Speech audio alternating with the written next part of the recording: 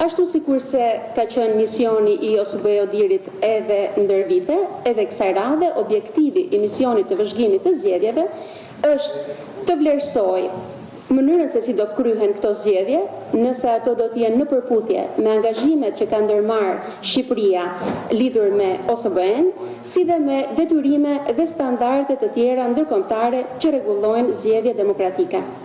Sigurisht edhe nëse janë në përputhje me legjislacionin vendas. Për arritjen e këtij objektivi që ka misioni i Odirit, ne do të monitorojmë nga afër të gjitha aspektet e zgjedhjeve,